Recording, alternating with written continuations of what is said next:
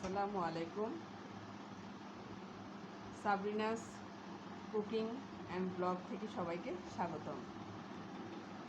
আজ আমি নিয়ে এসেছি আস্ত সরবটি মাছের বারবিকিউ গ্রিল। পুরো আস্ত সরবটি মাছ ভালো করে প্রথমে পরিষ্কার করে নিতে হবে।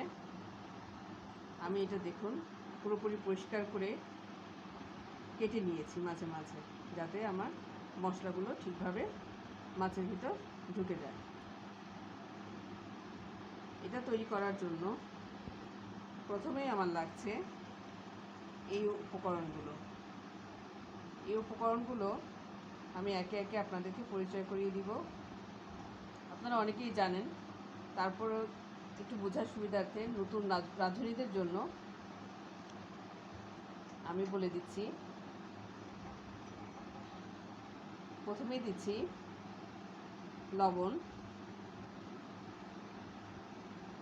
ধনিয়া গুঁড়া, মরিচ গুঁড়া, হলুদ গুঁড়ো এবং তন্দুরি মশলা। এটা অপশনাল, এটা দিলে খাবারের স্বাদটা আরও বেশি পাওয়া যায়, তাই এটি আমি এক্সট্রা হিসেবে যোগ করছি। প্রথমেই আমি কিছুটা লবণ নিয়ে নিচ্ছি, উপর নিচে ভালোভাবে আমি লবণটা মাখিয়ে নিব। এরপর দিচ্ছি ধনিয়া গুঁড়ো, আমি এখানে 2 চা চামচ করে নিয়েছি প্রতিটি।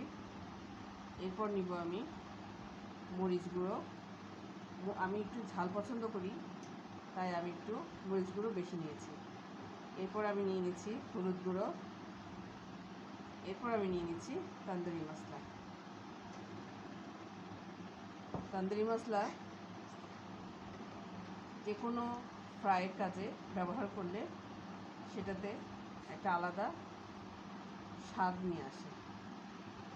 আমি প্রথমে ভালো করে মাছের গায়ে মশলাটি মাখিয়ে নিব, যাতে এটা আমি ভালোভাবে ফ্রাইটা করে নিয়ে আসতে পারি। আমি আজকে আপনাদের ওভেনে বেক করে দেখাবো যে কীভাবে আমি এই মাছের গ্রিলটা করছি।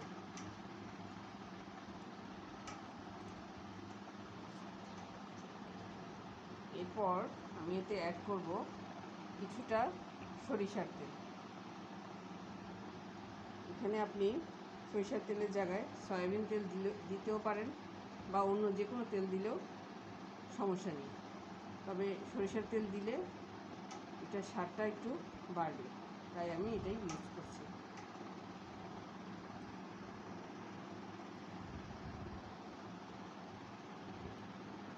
এরপর আমি গ্রিলের যে প্লেটটা থাকে ওভেনের, সেখানে আমি ভালো করে সরিষার তেলটা মাখিয়ে নেব, যাতে মাছটা আমি উল্টাতে আমার সুবিধা হয়।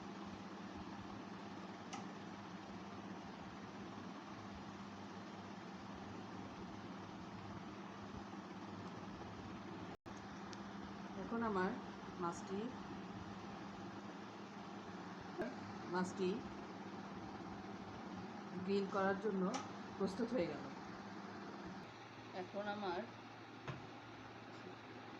আমার গ্রিলটি দেবার জন্য আমি প্রস্তুত করে ফেলছি।